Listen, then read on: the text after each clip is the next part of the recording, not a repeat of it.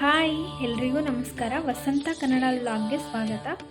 ಇವತ್ತಿನ ವಿಡಿಯೋದಲ್ಲಿ ಭೀಮನ ಅಮಾವಾಸ್ಯೆಯ ವ್ರತದ ಹಿಂದಿರುವ ಒಂದು ಪವಿತ್ರವಾದ ಒಂದು ಕತೆ ಬಗ್ಗೆ ನಾನು ತಿಳಿಸ್ಕೊಡ್ತೀನಿ. ಬಹಳ ಹಿಂದಿನ ಕಾಲದಲ್ಲಿ ಒಬ್ಬ ರಾಜನಿರ್ತಾನೆ. ಅವನ ರಾಜ್ಯದಲ್ಲಿ ಎಲ್ಲರೂ ಸುಖವಾಗಿ ಜೀವನ ನಡೆಸ್ತಾ ಇರ್ತಾರೆ. ಆದರೆ ಆ ರಾಜ ಮತ್ತು ರಾಣಿಗೆ ಒಂದು ದುಃಖ ಕಾದಿರುತ್ತೆ. ಅದು ಏನಪ್ಪ ಅಂತಂದರೆ, ಹಲವಾರು ವರ್ಷಗಳಾದ್ರೂ ಅವ್ರಿಗೆ ಮಕ್ಕಳಾಗಿರೋದಿಲ್ಲ. ಹಾಗಾಗಿ ಅವರು ಪರಮಶಿವನನ್ನು ಭಕ್ತಿಯಿಂದ ಅವರು ಪ್ರಾರ್ಥನೆ ಮಾಡ್ಕೋತಾ ಇರ್ತಾರೆ. ಅವರ ಭಕ್ತಿಗೆ ಮೆಚ್ಚಿದ ಶಿವ ಪರಮೇಶ್ವರ ಒಂದು ವರವನ್ನು ನೀಡ್ತಾರೆ. ದೀರ್ಘ ಸಂತಾನ ಪ್ರಾಪ್ತಿರಸ್ತು ಅಂತ ಹೇಳ್ಬಿಟ್ಟು ಒಂದು ವರವನ್ನು ನೀಡ್ತಾರೆ. ಅವರಿಗೆ ಕೆಲವು ದಿನಗಳ ನಂತರ ಅವರಿಗೆ ಒಂದು ಸುಂದರವಾದ ಗಂಡು ಮಗು ಜನ್ಮವಾಗುತ್ತೆ. ಈಗ ರಾಜ ತನ್ನ ಪ್ರಜೆಗಳನ್ನ ಯಾವ ರೀತಿ ನೋಡ್ಕೊತಿರ್ತಾನೋ ಆ ಪ್ರಜೆಗಳು ರಾಜನ ಅದೇ ರೀತಿಗೆ ಟ್ರೀಟ್ ಮಾಡ್ತಾ ಇರ್ತಾರೆ.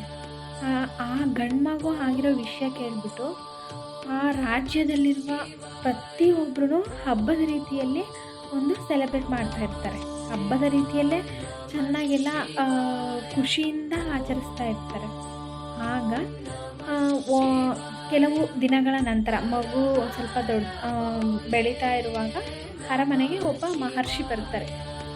ಮಹರ್ಷಿಗಳು ಧ್ಯಾನ ಮಾಡಿ ಹೇಳ್ತಾರೆ, ರಾಜರೇ, ನಿಮ್ಮ ಮಗ ತುಂಬ ಭಾಗ್ಯವಂತನು, ಆದರೆ ಚಿಕ್ಕ ವಯಸ್ಸಿನಲ್ಲೇ ತನ್ನ ಒಂದು ಪ್ರಾಣ ಕಳ್ಕೊತಾರೆ ಅಂತ ಅವರು ಹೇಳ್ತಾರೆ. ಇದನ್ನು ಕೇಳಿದ ರಾಜ ಮತ್ತು ರಾಣಿ ತುಂಬ ದುಃಖಿತರಾಗಿ ಇರ್ತಾರೆ. ಹಾಗೆ ಕೆಲವು ವರ್ಷಗಳ ನಂತರ ರಾಜ್ಕುಮಾರ ದೊಡ್ಡವನಾಗಿ ಇರ್ತಾನೆ. ಹಾಗೆ ಮಹರ್ಷಿಗಳು ಹೇಳಿದಂತೆ ಅವರು ಮರಣ ಹೊಂದುತ್ತಾರೆ. ದೊಡ್ಡನಾದ ನಂತರ ಮರಣ ಹೊಂದುತ್ತಾರೆ. ಆಗ ಅವರು ತುಂಬ ದುಃಖದಿಂದ ಮುಳುಗೋಗಿರ್ತಾರೆ. ರಾಜ ಮತ್ತು ರಾಣಿಗಳು ತುಂಬ ದುಃಖದಿಂದ ಮುಳುಗೋಗಿರ್ತಾರೆ. ಆಗ ಆ ಸಮಯದಲ್ಲಿ ಒಬ್ಬ ಮಹಾತ್ಮರು ಅರಮನೆಗೆ ಬಂದು ಚಿಂತೆ ಮಾಡಬೇಡಿ, ದುಃಖ ಪಡಬೇಡಿ ಅಂತ ಹೇಳಿ ಅವರು ಜ್ಯೋತಿರ್ಭೀಮೇಶ್ವರನನ್ನು ಪೂಜಿಸಿ ಮತ್ತು ಭೀಮನ ಅಮಾವಾಸ್ಯೆಯ ವ್ರತ ಮಾಡಿ ಅಂತ ಹೇಳ್ತಾರೆ. ಪರಮೇಶ್ವರನ ಕೃಪೆಯಿಂದ ಅಸಾಧ್ಯವೂ ಸಾಧ್ಯ ಅಂತ ಹೇಳ್ಬಿಟ್ಟು ಒಬ್ಬ ಮಹಾತ್ಮರು ಹೋಗ್ತಾರೆ.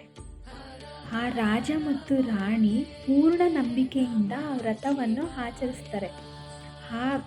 ಬೆಳಗ್ಗೆ ಅಮಾವಾಸ್ಯೆ ಬೇಗ ಎದ್ಬಿಟ್ಟು ಅವರು ಎಲ್ಲ ಮನೆಯೆಲ್ಲ ಶುಚಿಗೊಳಿಸಿ ನಂತರ ಅವರು ಉಪವಾಸದಿಂದ ಕಳಸ ಪ್ರತಿಷ್ಠಾಪನೆ ಮಾಡಿಬಿಟ್ಟು ಮತ್ತು ಶಿವ ಪಾರ್ವತಿಯನ್ನು ಪೂಜಿಸಿ ಮತ್ತು ನೈವೇದ್ಯ ಸಮರ್ಪಿಸಿ ಜ್ಯೋತಿರ್ಭೀಮೇಶ್ವರನನ್ನು ಪ್ರಾರ್ಥಿಸ್ಕೊಳ್ತಾರೆ. ಅವರ ಅಚಲ ಭಕ್ತಿಗೆ ಮೆಚ್ಚಿ ಆ ಪರಮೇಶ್ವರ ಜ್ಯೋತಿ ರೂಪದಲ್ಲಿ ಅವ್ರಿಗೆ ಪ್ರತ್ಯಕ್ಷವಾಗಿಬಿಟ್ಟು ಅವ್ರಿಗೆ ಒಂದು ವರವನ್ನು ನೀಡ್ತಾರೆ. ನಿಮ್ಮ ಮಗನಿಗೆ ಪುನರ್ಜೀವನ, ಅಂದರೆ ಅವರು ಮರಣ ಹೊಂದಿರ್ತಾರಲ್ವ, ನಿಮ್ಮ ಮಗನಿಗೆ ಪುನರ್ಜೀವನ ನೀಡ್ತೇನೆ ಅಂತ ಹೇಳ್ಬಿಟ್ಟು ಜ್ಯೋತಿರ್ಭೀಮೇಶ್ವರ ಅವರಿಗೆ ಒಂದು ಆಶೀರ್ವಾದ ನೀಡ್ತಾರೆ. ಆಗ ಇನ್ನು ಮುಂದೆ ಈ ಭೀಮನ ಅಮಾವಾಸ್ಯೆಯ ವ್ರತವನ್ನು ಯಾರು ಆಚರಿಸ್ತಾರೋ ಅವರಿಗೆ ನನ್ನ ಆಶೀರ್ವಾದ ಸದಾ ಇರುತ್ತೆ ಅಂತ ಹೇಳ್ಬಿಟ್ಟು ಅವರು ಆಶೀರ್ವಾದ ಮಾಡ್ತಾರೆ. ಕ್ಷಣವೇ ಸತ್ತಿದ್ದ ರಾಜಕುಮಾರ ಕಣ್ತೆರೆದು ನೋಡ್ತಾ ಇರ್ತಾನೆ. ಆ ರಾಜ ರಾಣಿಗೆ ತುಂಬ ಖುಷಿಯಿಂದ ಆ ಶಿವನಿಗೆ ಕೋಟಿ ಕೋಟಿ ನಮಸ್ಕಾರ ಮಾಡ್ತಾರೆ. ಆ ದಿನದಿಂದ ಜ್ಯೋತಿರ್ಭೀಮೇಶ್ವರನ ಮಹಿಮೆ ಎಲ್ಲೆಡೆ ಹರಡಿ ಭೀಮನ ಅಮಾವಾಸ್ಯೆ ದಿನ ಯಾರು ವ್ರತ ಮಾಡ್ತಾರೋ ಅವ್ರ ಮನೆಯಲ್ಲಿ ಸುಖ ಸಮೃದ್ಧಿ ಪ್ರಾಪ್ತಿಯಾಗಲಿ ಅಂತ ಹೇಳ್ಬಿಟ್ಟು ಎಲ್ಲರೂ ಭೀಮನ ಅಮಾವಾಸ್ಯೆ ದಿನ ಪೂಜೆ ಮಾಡ್ತಾರೆ.